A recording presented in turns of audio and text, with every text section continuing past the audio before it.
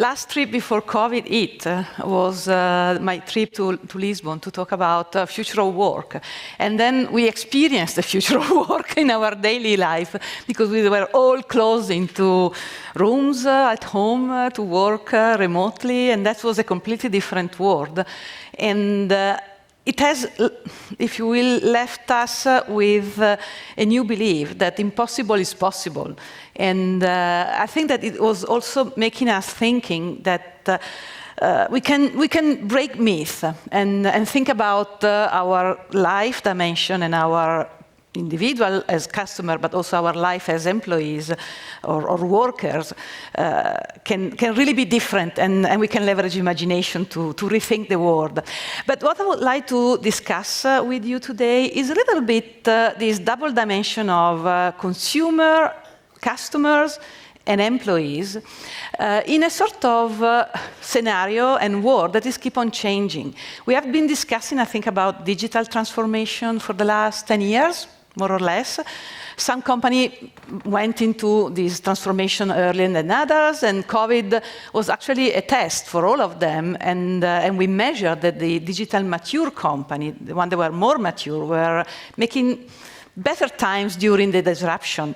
But I think that we are now in a sort of next step. Now, digital is business, but across the world, we are experiencing a sort of attitude to think about digital first. So when we are developing new product, new experience, we think about the digital dimension first, and then the physical comes later. And so enterprises are pushing towards this direction, and we are expecting that, as the slide says, 95% of organizations will always think about having a strategy that is digital first. And almost half of the revenues in a few years, in 5 years from now, will come from digital product and services. But it's not just enterprises and government as well that are pushing towards this digital first world. It's also the customer. Think that in probably 2 years, 80% of people will be online. Now, it's more than people that have access to water, if you think about the globe. So that's a shocking number, and 10 trillions of dollars will be spent online in a couple of years. So again, the digital first is something that the consumer, the customer are asking and demanding, because we had a sort of super acceleration in our online and virtual behaviors. And I'm sure that I can't go out from this conference without at least saying once the term metaverse, because that's the new super buzzword. And I know that many of us are skeptical about it, but we were skeptical about mobile phone as well in the past. So again, let's laugh on it, but it will become serious sooner than later. And so consumer wants a digital first, but also employees want a digital first, because we experience working remotely, and for many of us, it was the first experience. We were used to work in office. But the people that were entering into the job during the pandemic don't know what the office is. They were starting, again, not for any kind of job, because we still have factories and shops where we need to have the people inside.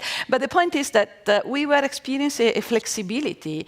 And nowadays, it's difficult to think that I want to give it up, because we have also proved that we are productive by having this kind of hybrid type of work. And so people, employees are asking, and organizations are really thinking about constantly designing processes and work models that are hybrid first.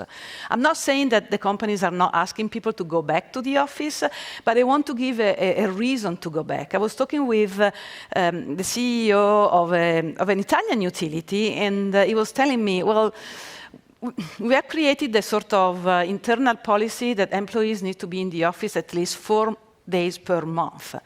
But we would like them to come more. And so we are trying to define why they should come. What are the value? What are the experience we have to deliver them to make them wanting to come to the office? So digital first, enterprises, government, customer and employees. But why focusing on customer and employees?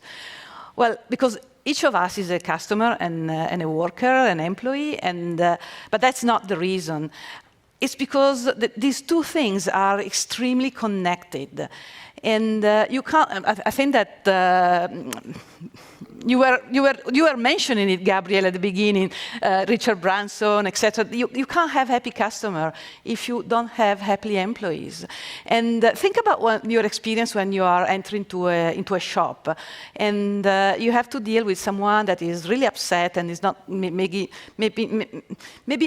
passionate about what he is or she is selling. Well, maybe you got out without buying anything, and you change the shop, and you go in another place where they provide you a much better experience.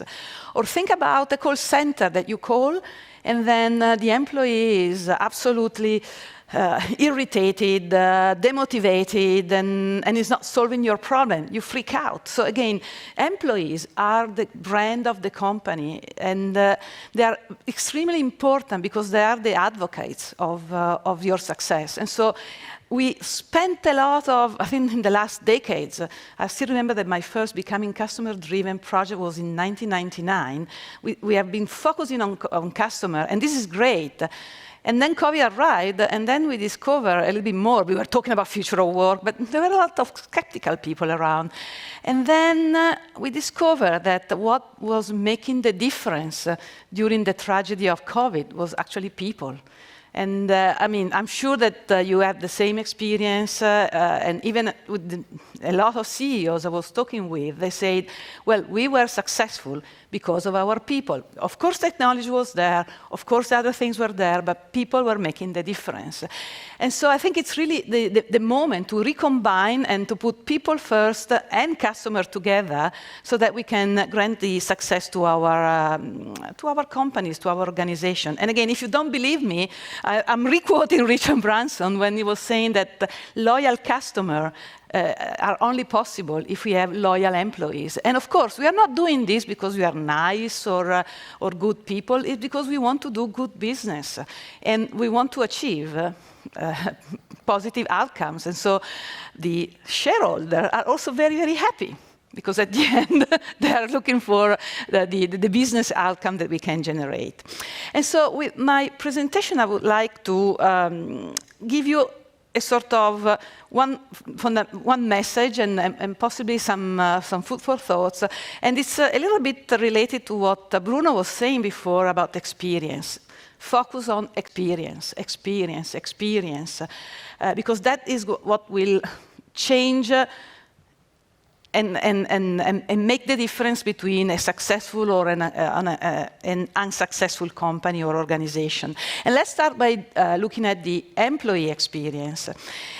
We were doing testing, and IDC, we measure everything. And so we calculated that we made a comparison between the company that have a better maturity in terms of employee experiences with the other that are not.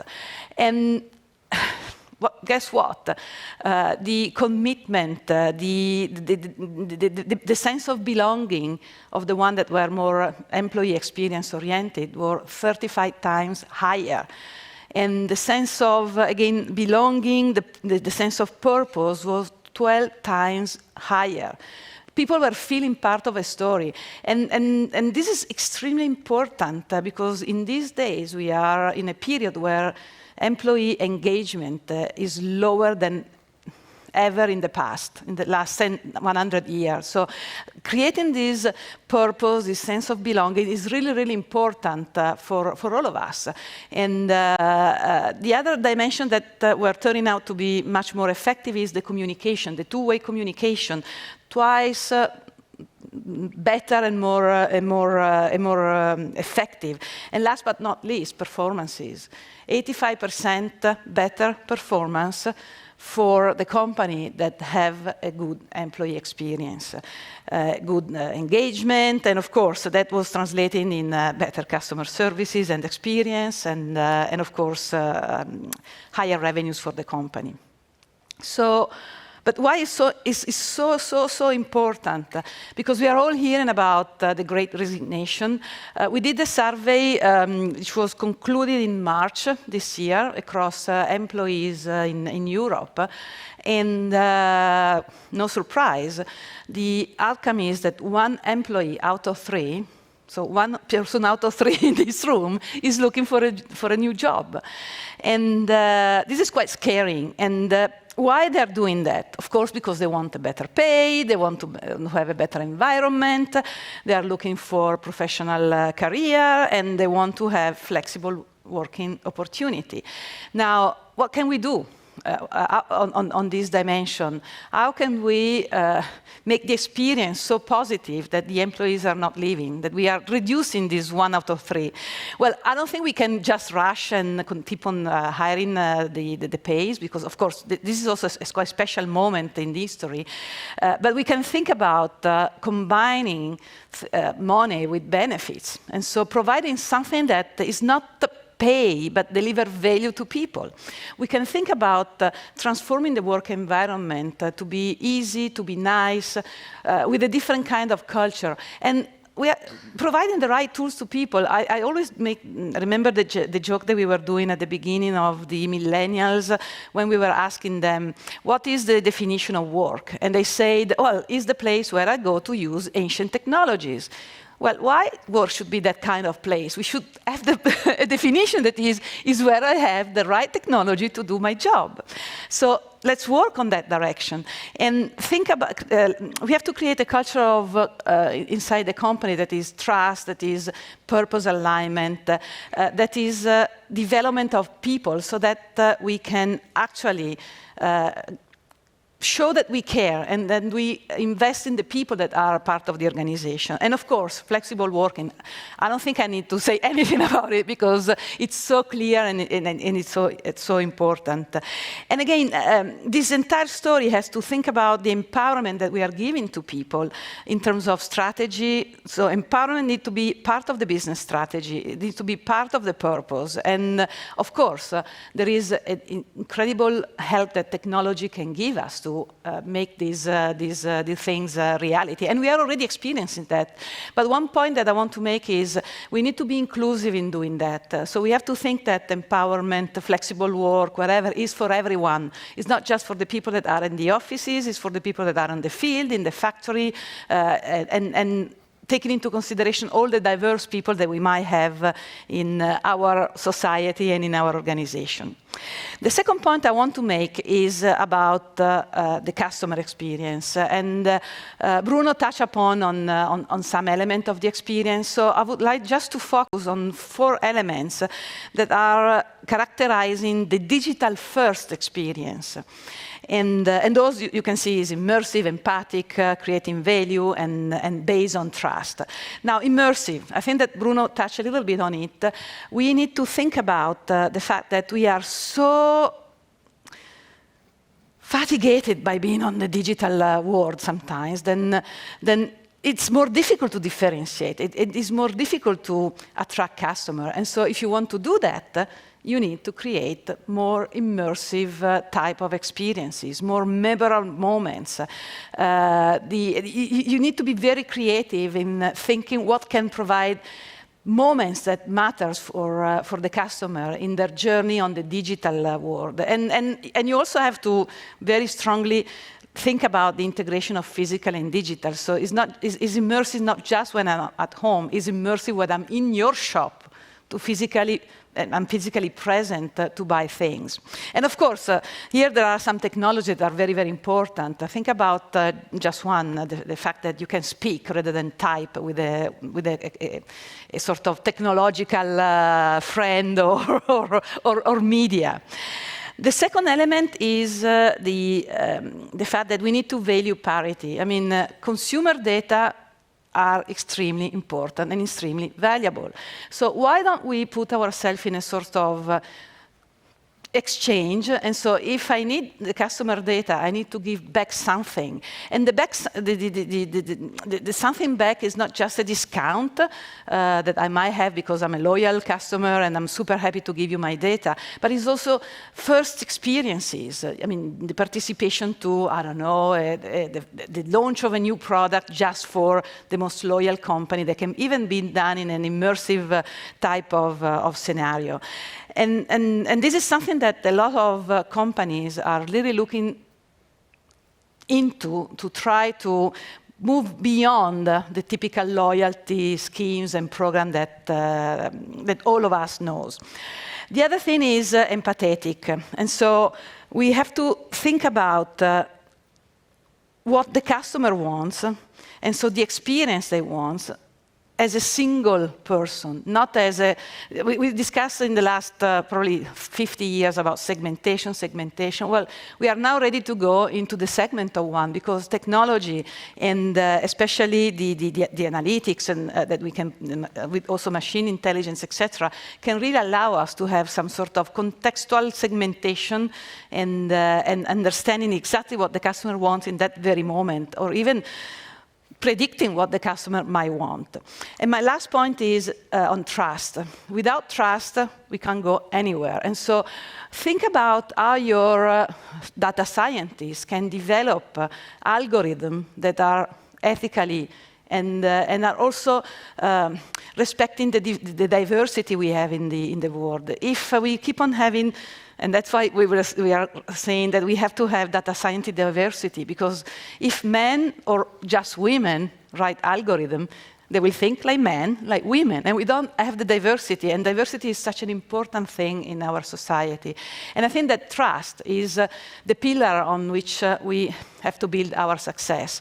And so with that, I would like to thank you for your attention, and my last message is experience, experience, experience, employee, and then customer. Thank you very much for your attention.